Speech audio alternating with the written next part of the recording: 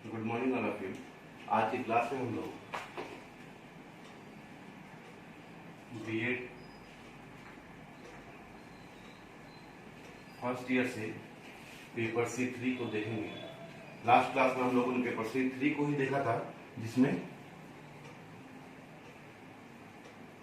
Chapter 12 को start किया था, और इसी चैप्टर 12 में आज हम लोग आगे बढ़ेंगे। और आज का जो टॉपिक है जिसपे हम लोगों को डिस्कस करना है उसका नाम है तो आज हम लोग जिस टॉपिक को डिस्कस करेंगे वो टॉपिक है शिक्षण कक्ष में सृजनात्मक वातावरण का अनुकूलन। यानी कि जो भी क्लासरूम होता है, शिक्षण कक्ष होता है, उसमें सृजनात्मक यानी कि क्रिएटिव एनवायरनमेंट, सृजनात्मक वातावरण का अनुकूलन, यानी कि adapting the classroom creative environment. यानी कि क्लासरूम को क्रिएटिव वातावरण में ढालने के लिए एक टीचर को किन किन बातों की आवश्यकता होती है, या एक टीचर को किन किन बातों को महत्वपूर्ण भूमिका में लाना होता है, जिससे कि उसका क्लासरूम क्रिएटिव वातावरण का हो सके, सृजनात्मक वातावरण का हो सके। तो इसको हम लोग बिंदुवार देखेंगे, बिंदुवार समझेंगे कि ऐसा कौन कौन सा बिंदु है जिसका उपयोग करके एक टीचर अपने क्लासरूम को सृजनात्मक वातावरण प्रदान करने का कोशिश करता है। तो पहला जो पॉइंट है वो है शारीरिक वातावरण की व्यवस्था। सारे टॉपिक को हम लोग बारी बारी से डिस्कस करेंगे, डिटेल्स देखेंगे उसका। दूसरा है अनुदेशनात्मक वातावरण का संगठन। तीसरा है शैक्षिक तकनीकी का प्रयोग, और चौथा लास्ट है समय तथा अन्य संसाधनों का प्रबंधन। यानी कि यहाँ फिर से मैनेजमेंट की बात आई। तो एक टीचर को इतने कामों को करना होता है, किस लिए? ताकि उसका क्लासरूम क्रिएटिव एनवायरनमेंट में ढल सके, सृजनात्मक वातावरण के अनुरूप हो सके। तो एक शिक्षक को इन सब कामों को करना होता है। अब हम लोग बारी बारी से सबको देखेंगे कि किस बिंदु को करने से क्या लाभ होगा, या एक टीचर को इन सब बिंदुओं को करने के लिए कौन कौन से प्रक्रियाओं से गुजरना होता है। तो जो शिक्षण कक्ष में सृजनात्मक वातावरण का अनुकूलन टॉपिक है, उसके अंदर जो पहला बिंदु है शारीरिक वातावरण की व्यवस्था, यानी कि अरेंजिंग द फिजिकल एनवायरनमेंट। यानी कि बच्चों को शिक्षण कक्ष में सृजनात्मक बनाने के लिए ऐसा कौन कौन सा व्यवस्था को किया जाए जिससे कि बच्चे शारीरिक रूप से काम करें और एक क्रिएटिव एनवायरनमेंट का स्थापना करें। तो उसको बिंदुवार हम लोग समझेंगे। और पहला जो बिंदु है वो है कि फर्स्ट डेस्क पर पड़ी वस्तुओं को तथा अन्य उपकरण अथवा निर्माण संबंधी बाधाओं को हटाकर बाधा रहित वातावरण की सुनिश्चितता। यानी कि छोटे टॉपिक की बात करें इस पूरे लाइन में, तो हम कह सकते हैं कि विद्यार्थियों के अंतर्गत बाधा रहित वातावरण की सुनिश्चितता। यानी कि एक ऐसा वातावरण जिसमें कि किसी भी प्रकार का बाधा नहीं हो बच्चों के लिए, किसी भी प्रकार का बाधा उत्पन्न नहीं हो किसी और के लिए। तो एक बाधा रहित वातावरण की सुनिश्चितता शिक्षक को करना चाहिए, ताकि सृजनात्मक वातावरण का निर्माण शिक्षण कक्ष में हो सके।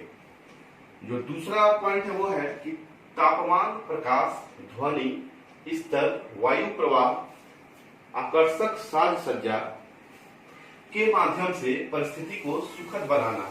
हम लोग देखते हैं ना कि एक मतलब छोटा सा इमेजिन है कि हम लोग अपने बेडरूम को ऐसे साज सज्जा से करते हैं, ऐसे साज सज्जा का उपयोग करते हैं ताकि कंफर्ट जोन प्राप्त हो सके।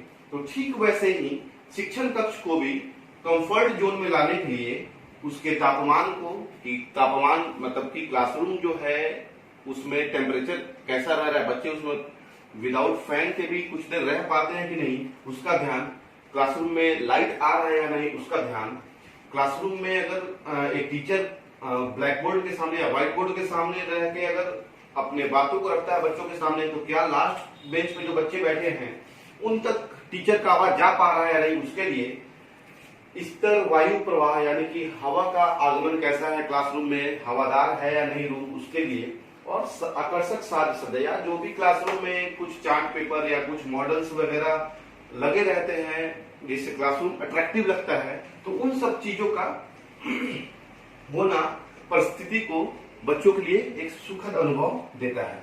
उसके बाद है फर्नीचर जो कि आरामदायक हो, स्थायी, व्यवहारिक तथा क्रियात्मक हो, यानी कि बच्चों के अनुरूप फर्नीचर हो। अब जैसे हम लोग देखते हैं कि प्रेप स्कूल वगैरह में छोटा छोटा डेस्क होता है, अगर हम एग्जांपल लें कि वही छोटा डेस्क अगर हमारे बीएड कॉलेज में हो, तो क्या आप लोग उस छोटे डेस्क पे बैठने में कंफर्ट पाएंगे? बिल्कुल नहीं पाएंगे। तो बच्चों के स्तर के अनुरूप फर्नीचर का निर्माण हो जो कि आरामदायक हो और क्रियात्मक हो। उसके बाद है लास्ट कि स्थान की उचित व्यवस्था। ये बहुत ही महत्वपूर्ण है कि शिक्षण कक्ष के भीतर स्थान का उचित व्यवस्था होना चाहिए, जिसमें कि शिक्षक खड़ा होकर घूमकर पढ़ा सके, बच्चे भी आराम से बैठ सके, या सामूहिक रूप से भी अगर चर्चा करना है बच्चों को तो वो उतना जगह होना चाहिए, उतना स्पेस होना चाहिए कि बच्चे अपने काम को पूरा कर सके। तो इस प्रकार से शारीरिक वातावरण की व्यवस्था जो टॉपिक है यानी अरेंजिंग द फिजिकल एनवायरनमेंट, ये कंप्लीट हुआ। अब सेकंड टॉपिक पे हम चलते हैं। जो सेकंड टॉपिक है वो है अनुदेशनात्मक वातावरण का संगठन, यानी कि ऑर्गेनाइजिंग द इंस्ट्रक्शनल एनवायरनमेंट। इसके अंतर्गत अनुदेशनीय वातावरण के अंतर्गत विद्यार्थियों, सामग्री तथा कार्य को सम्मिलित किया जाता है, यानी कि जो विद्यार्थी हैं, जो भी सामग्री है यानी कि टीचिंग लर्निंग है, और जो भी कार्य करना है उन सबको इंटीग्रेट कर देते हैं, उन सबको सम्मिलित कर देंगे।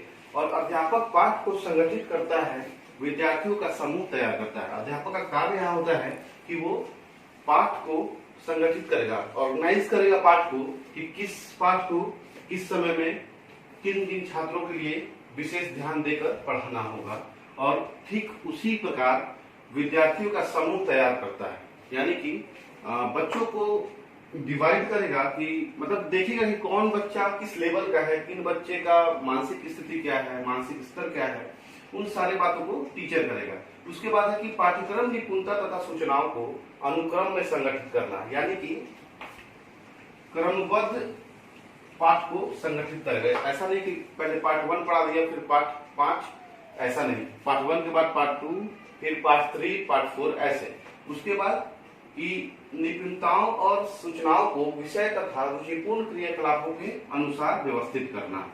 जब टीचर ये काम कर लेगा कि विद्यार्थियों का समूह जब तैयार कर लेगा, तो ठीक उसी प्रकार निपुणताओं तथा सूचनाओं को विषय तथा रुचिपूर्ण क्रियाकलापों के अनुसार व्यवस्थित करना, यानी कि यहाँ विषय और रुचिपूर्ण क्रियाकलाप, यानी कि किस विषय में किस पाठ के अंतर्गत कौन कौन सा क्रियाकलाप को करवाना है, किन एक्टिविटी को करवाना है, उन सब का परफॉर्मा एक टीचर उसका प्रारूप तैयार कर देगा, ताकि शिक्षण कक्ष में सृजनात्मक वातावरण का अनुकूलन हो सके। अब हम तीसरा टॉपिक को देखेंगे कि तीसरा टॉपिक क्या कहता है। जो तीसरा बिंदु है वह है कि शैक्षिक तकनीकी का प्रयोग, यानी कि यूजिंग एजुकेशनल टेक्नोलॉजी। यहाँ पे बात आता है तकनीकी का, यानी कि टेक्नोलॉजी का। टेक्नोलॉजी से तात्पर्य है, और मैं मानता हूँ कि टेक्नोलॉजी को आज के जनरेशन में ऐसा कोई नहीं होगा जो नहीं जानता होगा कि टेक्नोलॉजी का मतलब क्या है। तो शैक्षिक तकनीकी का प्रयोग से तात्पर्य है कि शिक्षा का माध्यम जब किसी टेक्नोलॉजी के द्वारा हो जाए तो वहां पे शैक्षिक टेक्नोलॉजी की बात होती है। तो उस शैक्षिक टेक्नोलॉजी के अंतर्गत हम मोबाइल से, कंप्यूटर से, या रेडियो से, या जो भी इलेक्ट्रॉनिक मीडिया है, इलेक्ट्रॉनिक माध्यम है जो भी, उसके द्वारा शिक्षा ग्रहण करने का काम करते हैं। और वो जो एजुकेशनल टेक्नोलॉजी है जो आज शिक्षा के क्षेत्र में ही नहीं संपूर्ण संसार में जो क्रांति ला चुकी है टेक्नोलॉजी, तो उसी के माध्यम से शिक्षण कक्ष में सृजनात्मक वातावरण का अनुकूलन किया जा सकता है।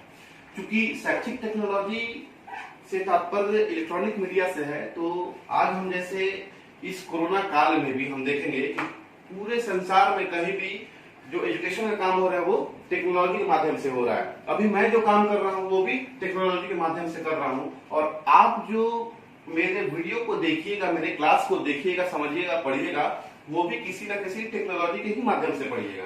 तो कहीं ना कहीं ये जो टेक्नोलॉजी है ये आज के शिक्षा जगत को ही नहीं, संपूर्ण संसार को बहुत ही ज्यादा सपोर्ट की है और बहुत ही ज्यादा आगे लेके जा चुकी है, जिससे कि बच्चे अच्छे तरीके से और क्वालिटेटिव एजुकेशन प्राप्त करने में उनको मददगार हो रही है। पॉइंट क्या कहना है? जो चौथा और लास्ट टॉपिक है इस डिस्कशन का वो है कि समय तथा अन्य संसाधनों का प्रबंधन, यानी कि managing time and other resources. यहाँ पे मैनेजिंग टाइम, ये जो मैनेजिंग वर्ड है, जो प्रबंधन का वर्ड है, प्रबंधकीय कार्य का वर्ड है, ये बहुत ही इंपॉर्टेंट है किसी के भी लाइफ के लिए। तो जब किसी के भी लाइफ के लिए इंपॉर्टेंट है तो जाहिर सी बात है कि शिक्षण कक्ष में सृजनात्मक वातावरण का अनुकूलन करने के लिए भी ये बहुत ही महत्वपूर्ण है। इसके अंतर्गत जो बिंदु है वो है कि पहला, अनुदेशन समय तथा अवधि। यहाँ अनुदेशन समय तथा अवधि से तात्पर्य है कि प्रतिदिन का जो दिनचर्या है कि किस समय में बच्चे को कौन सा काम करना है, कौन सा क्रियाकलाप करना है, उन सारे का डिटेल्स यहाँ पे टीचर द्वारा अनुदेशन समय तथा अवधि में बांट दिया जाता है कि किस समय में बच्चे को कौन सा काम करना है, कौन सा काम नहीं करना है। तो हम कह सकते हैं कि ये टाइम टेबल का या रूटीन, डेली रूटीन का नियम है इसके अंतर्गत, और बातें आती हैं जो इस प्रकार से है।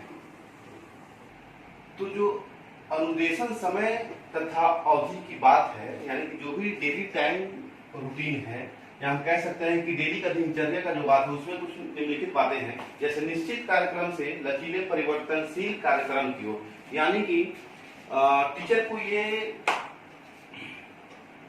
इंस्ट्रक्ट करना होगा बच्चों को कि अगर निश्चित कार्यक्रम फिक्स है तो कुछ कार्यक्रम ऐसे भी होने चाहिए बच्चों के जो परिवर्तनशील किया जा सके या उस काम में किसी और काम को किया जा सके।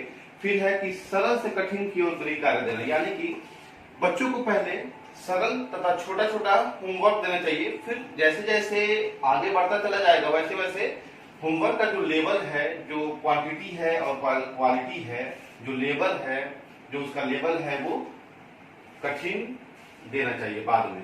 उसके बाद है कि पसंदीदा क्रियाकलापों को पहले कराना चाहिए, यानी कि जो भी बच्चों का पसंदीदा क्रियाकलाप है वो पहले कराया जाए और जो पसंदीदा क्रियाकलाप नहीं है उस क्रियाकलाप को बाद में कराया जाए। उसके बाद है अवकाश के समय हेतु योजना बनाना, क्योंकि बच्चे सिर्फ विद्यालय घर नहीं करते, कभी कभी बच्चों का अवकाश भी होता है, तो उन अवकाश का सदुपयोग करने के लिए बच्चों का एक अच्छा सा योजना बना, एक प्लानिंग किया जाता है कि बच्चे को किस समय में कौन सा काम को करना है, किस समय में क्या करना है, ताकि टाइम का यूटिलाइजेशन हो सके और टाइम मैनेजमेंट का काम पूरा हो सके। उसके बाद है ऐसे निश्चित कार्य करना जो कि एक दिन में पूरे हो सके। कुछ ऐसे काम को भी बच्चों के द्वारा करवाना चाहिए जो एक दिन में पूरा किया जा सके, कोई मॉडल बनाना या कोई चार्ट प्लान बनाना जैसा कुछ क्रिएटिव काम। और लास्ट है विभिन्न सृजनशील क्रियाकलापों का निर्माण करना, यानी कि शिक्षण कक्ष में सृजनात्मक वातावरण का अनुकूलन इस बात पे भी डिपेंड करता है कि विभिन्न सृजनशील क्रियाकलापों का निर्माण टीचर के द्वारा करवाया जा सके। उसके बाद जो सेकेंड टॉपिक है वो है अधिगम सामग्री। ये भी बहुत ही इंपॉर्टेंट है शिक्षण कक्ष में सृजनात्मक वातावरण का अनुकूलन करने के लिए, क्योंकि अधिगम सामग्री से तात्पर्य है, हम कह सकते हैं सहायक सामग्री, टीचिंग लर्निंग मटेरियल। क्योंकि बच्चे को अट्रैक्ट करने के लिए, बच्चे को बहुत ही क्या कहते हैं कंसंट्रेट करने के लिए ये जरूरी है कि पढ़ाने के दौरान या शिक्षण कार्य को करने के दौरान कुछ अधिगम सामग्री का भी यूज किया जाए, ताकि बच्चे उसको बहुत ही बारीकी से समझ सके। जैसे अगर हम मैथ्स के अंदर अगर हम लोग वृत्त पढ़ रहे हैं, सर्कल पढ़ रहे हैं, तो ये पॉसिबल हो सकता है कि हम लोग या तो टेनिस बॉल को दिखाएं बच्चों को, या फुटबॉल को दिखाएं या बास्केटबॉल को दिखाएं जिसका सर्कल सरफेस हो। तो इस प्रकार से अगर हम कुछ मॉडल का प्रदर्शन करेंगे, कुछ चार्ट पेपर का प्रदर्शन करेंगे, तो बच्चे ज्यादा से ज्यादा कम से कम समय में सीखेंगे। तो अधिगम सामग्री का भी होना बहुत ही आवश्यक है। उसके बाद है लास्ट, अनुदेशनात्मक कार्यकर्ता। तो जो लास्ट अनुदेशनात्मक कार्यकर्ता है, इसका तात्पर्य है कि अगर किसी भी टीचर को इन सारे कामों को करने में कुछ भी कठिनाई हो रही है, कोई काम को समझ में नहीं आ रहा है, किसी काम को करने में कठिनाई उत्पन्न हो रही है, तो ये हो सकता है कि वह टीचर अपने किसी साथी का मदद ले ले, और वही अनुदेशन कार्यकर्ता यानी कि जो उसका साथी होगा, जो मददगार होगा, वही अनुदेशनात्मक कार्यकर्ता होगा, जो कि अपने साथी मित्र को, अपने साथी शिक्षक को हेल्प करेगा ताकि वो बच्चों को ज्यादा से ज्यादा अच्छा से अच्छा पढ़ा सके। तो इस प्रकार से हम लोगों का ये टॉपिक और ये डिस्कशन भी समाप्त हुआ, जिसका नाम है शिक्षण कक्ष में सृजनात्मक वातावरण का अनुकूलन। Thank you.